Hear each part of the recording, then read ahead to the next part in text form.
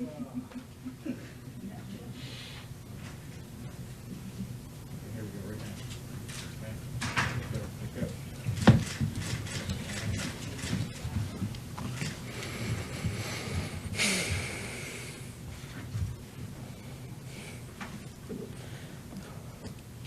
afternoon. As a nation of immigrants, America welcomes friends from other countries who wish to visit, to study, to work, become a part of our nation. But as September the 11th vividly illustrates, aliens also come to our country with the intent to do great evil. Just as we welcome America's friends, we will not allow our welcome to be abused by those who are America's enemies. The Department of Justice will prevent aliens who engage in or support terrorist activity from entering our country. We will detain, prosecute, deport terrorist aliens who are already inside the nation's borders. America will not allow terrorists to use our hospitality as a weapon against us. Today, I'm announcing several steps that we're taking to enhance our ability to protect the United States from the threat of terrorist aliens. These measures form one part of the department's concentrated strategy to prevent terrorist attacks by taking suspected terrorists off the street. 40 years ago, the Department of Justice under Attorney General Robert Kennedy undertook an extraordinary law enforcement campaign to root out and to dismantle organized crime. The Kennedy Justice Department, it is said, would arrest a mobster for spitting on the sidewalk if it would aid in the war against organized crime. In the war on terror, it is the policy of this Justice Department to be equally aggressive. We will arrest and detain any suspected terrorist who has violated the law. If suspects are found not to have links to terrorism or not to have violated the law, they'll be released. But terrorists who are in violation of the law will be convicted, in some cases be deported, and in all cases be prevented from doing further harm to Americans. Aggressive detention of lawbreakers and material witnesses is vital to preventing, disrupting, or delaying new attacks. It is difficult for a person in jail or under detention to murder innocent people or to aid or abet in terrorism. 3 Michigan men suspected of having knowledge of the September 11th attacks, for example, were arrested on charges of possessing false documents. In addition to a day planner containing notations in Arabic and what appeared to be a diagram of an airport flight line, agents found false immigration forms, a fraudulent U.S. visa, and a false alien identification card in the apartment of the 3 men. On October 29th, the President instructed the Department of Justice to create a foreign terrorist tracking task force. Today, I am pleased to introduce the man who will head the task force. Stephen C. McCraw is an FBI agent who hails from El Paso, Texas. Currently, he serves as the Deputy Assistant Director of the Intelligence Branch of the Investigative Services Division at FBI headquarters. In addition to his long career of service at the FBI, Mr. McCraw is a former Texas state trooper. His personal experience attests to the important role that our state and local law enforcement partners play in the war against terror. The Foreign Terrorist Tracking Task Force that Mr. McCraw will lead will ensure that federal agencies coordinate their efforts to bar from the United States all aliens who meet any of the following criteria: aliens who are representatives, members, or supporters of terrorist organizations, aliens who are suspected of engaging in terrorist activity, or aliens who provide material support to terrorist activity. In addition, Mr. McCraw will oversee the government's efforts to coordinate information that allows us to track, detain, prosecute, and deport any such aliens who have managed to enter our country. The Foreign Terrorist Tracking Task Force will pursue both these goals: barring terrorists from entering the United States and tracking down and deporting those who do enter the United States to the maximum extent permitted by law. The terrorist task force, the tracking task force, will serve one of the most important objectives in the war against terrorism: to facilitate communication and coordination among the INS, the Immigration and Naturalization Service, the FBI, the Federal Bureau of Investigation, and the Customs Service, and other agencies responsible for protecting our nation against terrorist aliens. With the task force, these agencies will function as joint participants in our common mission to neutralize the threat of terrorist aliens.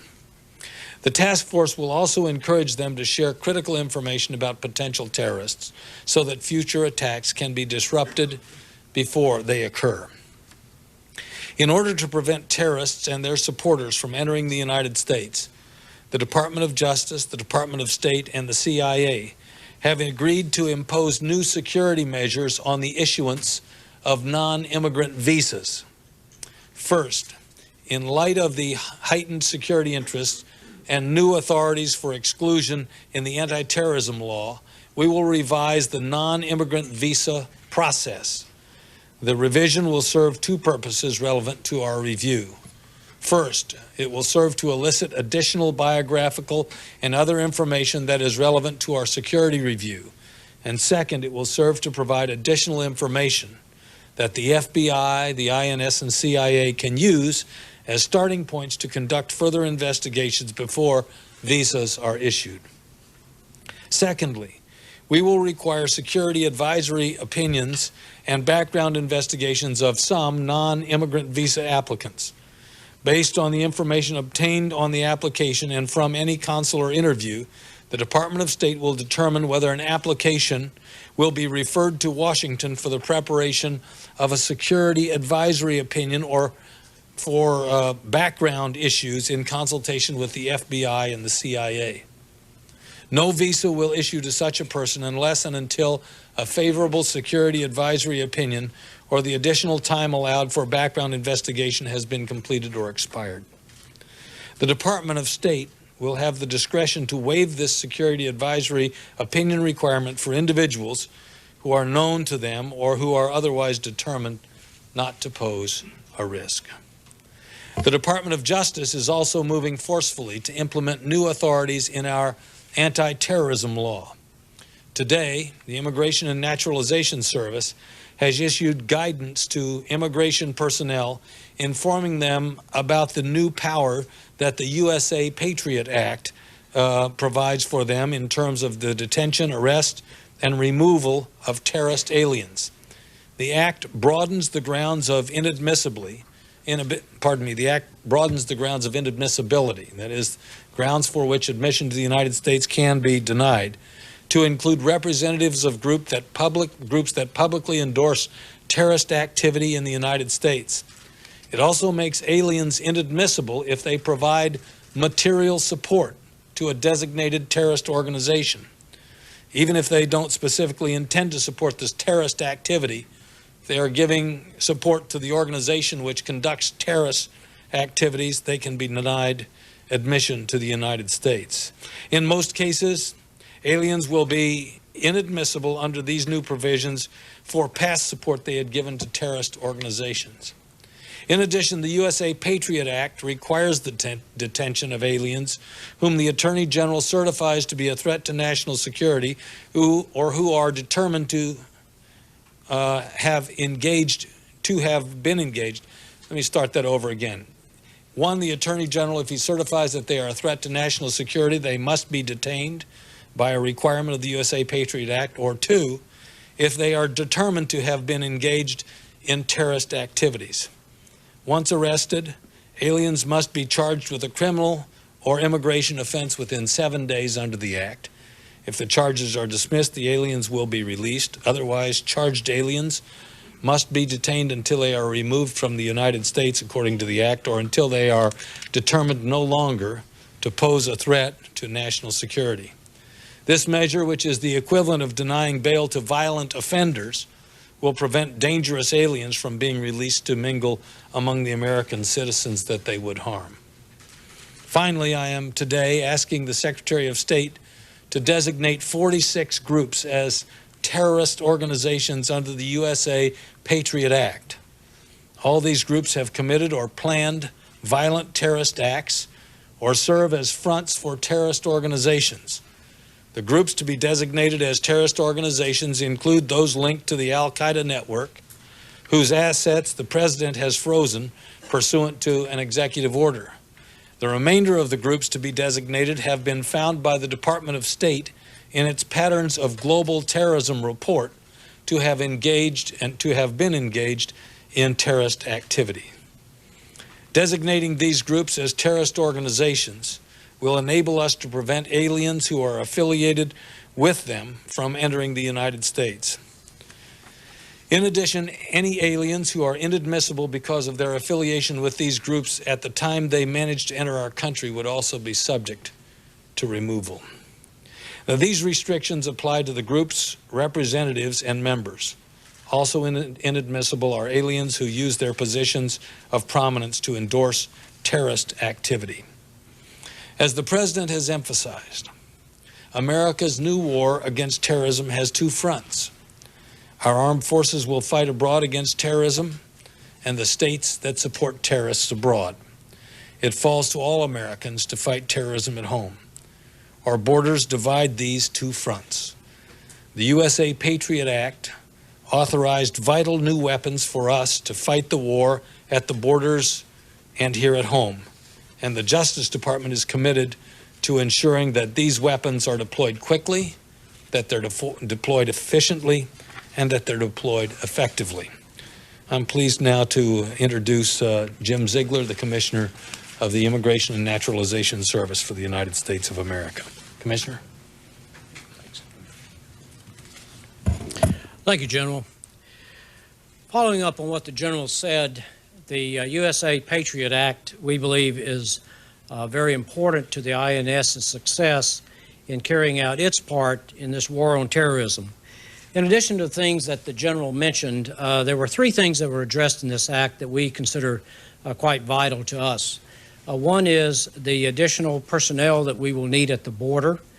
Secondly, the additional technology and enhancement of our technology so that we can disseminate information more readily and on a real-time basis. And thirdly, and most importantly, the provisions in the Act that allow us to share information among agencies. That has been a critical block, I believe, to a lot of effectiveness that we've had, is not getting the information in a timely fashion. And this Act, we believe, will facilitate that in great measure. The INS definitely welcomes the Foreign Terrorist Tracking Task Force. It's a little difficult to say that all in one fell swoop. We believe that this task force is going to provide us, as well as other agencies that are involved, with real-time access to information that we can share in order to do our job better. I'd like to note that the INS has been and continues to be a very vital player in this war on terrorism, in this investigation, as well as the ongoing process of protecting the American people from what we see as the forces of evil. I'd like to thank the INS folks who have been involved in this since September 11th. They have worked very long hours.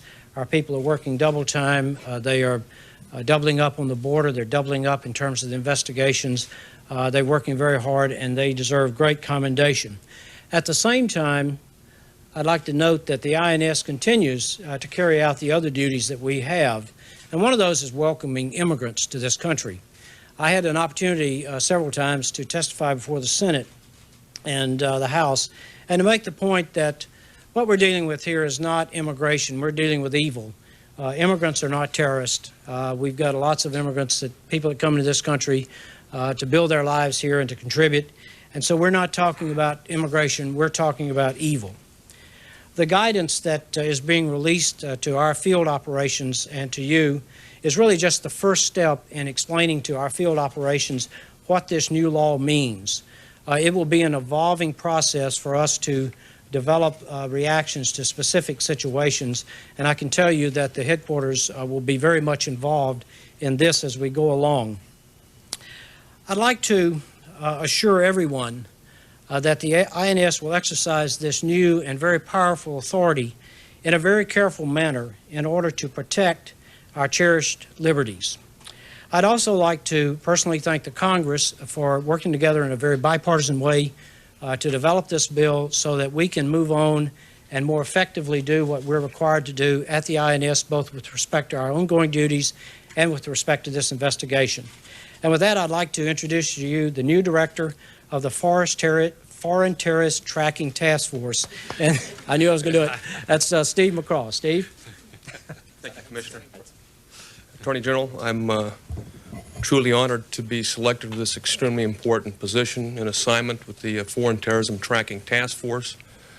I'd like to speak on the behalf, if I may, for the women and men in local, state, and federal law enforcement, the State Department, immigration, our military. Everyone wants to, no matter what position you have, is to do everything they can to prevent another foreign terrorist act. I mean, that is absolutely the essence. And to be involved with a task force whose mandate is to first focus on keeping those terrorists and those that support them outside, not let them into the United States, is critical. Secondly, if they've made it into the United States, to find them and those would-be terrorists, to find them, their supporters, and get them out of the United States. It's very simple. And the only way you do that, and the Attorney General said it, the Commissioner reiterated, is we have to share information. And what better way to do it than in a task force? There's always a value-added benefit, and certainly it's been said, a force multiplier when you do it in a teamwork type approach, and that requires information sharing, and that's what we'll be doing, information sharing.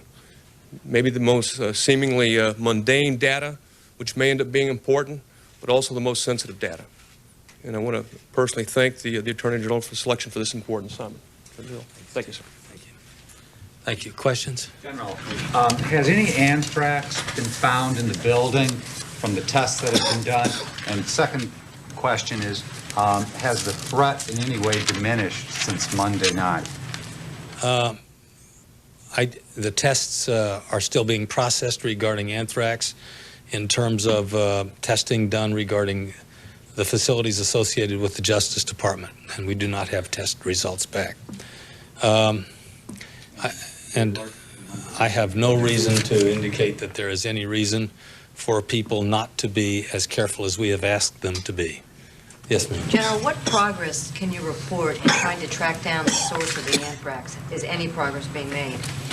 Well, this is a matter of great concern to us, and not merely to the Justice Department authorities, but to a number of other state and local authorities, to the postal authorities, and we're working very hard to try and to locate the source and determine ways to prevent additional problems and threats associated with it. But I'm not in a position to be able to say to you that we are on the brink of making an announcement here. We don't have progress to report at this time. Yes, sir. Mr. Attorney General, can you walk us through, or Mr. McCraw, when and how the FBI will be opening the mail that was sort of trapped in the Capitol? And then secondly, if someone can comment on the story out today on the 6 men detained by the INS, supposedly with maps or photos of a nuclear power plant in their automobiles. So I cannot comment on any plan by the FBI to open the mail that was destined for the Capitol. And as to the story, to the best of my knowledge, that's a story and nothing more. I don't have any reason to believe it to be true. It was noted that I had responded emotionally to this situation when, as a matter of fact, I hadn't even known about the situation until I read about my response in the newspaper. So I would say that if the story were true, I think they have accurately predicted the kind of response I would have. And be almost as, well, anyhow. You know, but a lot of things are said about me that aren't totally true. You take Imus, for instance, this morning said I had the most hideous $2 haircut in the history of the world. And I beg to differ. It's a $7 haircut, not a $2 haircut. Attorney General, but there have been some instances in which we've learned in the aftermath of September 11th that some of the hijackers had some visa problems or inconsistencies. One even had an arrest warrant out. But when they went through checkpoints with the immigration in Miami and elsewhere, these things they were allowed into the country, essentially. How did that kind of thing happen? And I suppose this task force is meant to stop that kind of thing from happening. Well, the task force is meant to help us do a better job. You'll remember that some people were allowed to come into the country based on saying they would have a permanent residence, and they just wrote things like Marriott Hotel, New York. There are a lot of Marriotts in New York, and even when you sweep those and ask for their eventual, whether or not they ever showed up there, you can't find that they did. So the development of a new set of protocols that will provide better information and give us an opportunity to screen will improve our performance. And that improved performance should elevate the security of the American people. That's really the number one thing. Yes. Mr. Ashcroft, one of the things that we've heard about over the last few years, it was a big problem with immigration situations, is that the INS and FBI databases could not talk to each other. They were not married, and a lot of people were slipping through the cracks in that system, and that it was going to cost hundreds of millions of dollars to marry the two systems, and every time any White House took a look at that. Well, a lot of married folks don't talk to themselves either. But seriously, sir, are you going to be able to marry those two systems, to combine the two systems so that they can talk to each other? We are working very carefully to develop a capacity to share information more profoundly. And you touch on what is a very strong objective. The federal government has been all too frequently characterized by a variety of databases or informational awarenesses that aren't available. The USA Patriot Act, which the Congress providently legislated, takes down some of the walls so that previously it was against the law for information to flow. But it doesn't automatically provide the mechanisms whereby information will flow. And one of the things that, Steve, you've gone, there you are, he's going to be doing is to make sure that we get as much exchange and cross-availability of this information. Information is a key element in the war against terrorism. And we are working very aggressively to coordinate our informational capacities so that they become interoperable, so that those in one part of the government that have information can make that information available to and valuable to others. And I think you had a question about how you would determine whether someone is a supporter of a terrorist group. And this would get to the question of what their political allegiances are, what their political philosophies may be. If a student comes into this country and he comes with no bad intent, but at some later point determines that he is sympathetic to a terrorist organization, how do you track that? How do you determine that? Well, one of the things that I've done today is to announce that there are, I think, 46 known terrorist organizations that will be publicly posted, and those who are involved with them or support them are deemed by the law to be supporters of terrorism. And this law applies to aliens, to those who are not U.S. citizens. And if they support those organizations and give to them financially or work with them, provide work for them and the like, it'll be a basis for their removal from the United States of America. This is a clear authority that strengthens our ability to say to terrorists, you're not welcome in the United States. We have the broadest welcome immigration-wise of any country on the face of the earth. About 500 and, maybe 50 million people a year cross the borders of the United States, in and out. Over 330 million of those, almost 30 million a month, are non-citizens of the United States. We are not a nation that does not welcome individuals of goodwill and individuals who respect freedom. But we are equally intent to say to those who are associated with or who are participants in, involved with, supporters of terrorism, you are not welcome here.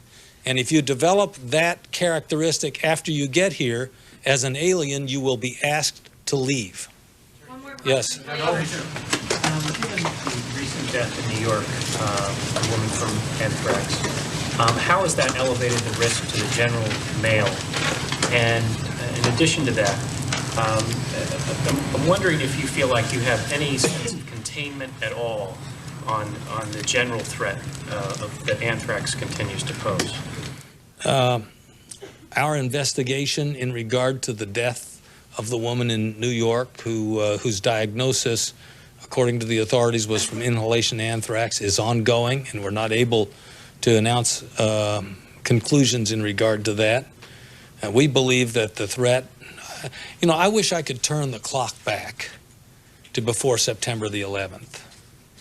I wish that we didn't have to talk about threats. I wish we didn't have to make announcements about threats. But the facts are different. We simply have an environment in which threats exist, and we have to, and I believe are warranted in trusting the American people to talk to them about that. And I don't believe we can say that the threats have abated. I believe that we still have to ask the people to be alert, but we all have to understand that being American includes a certain amount of activity, and the freedoms we've enjoyed, we should continue to enjoy. It's with that in mind that I can't say that people have any right to think that the risks have abated as it relates either to the anthrax or other terrorist risks. Thank you all very much. Thank you.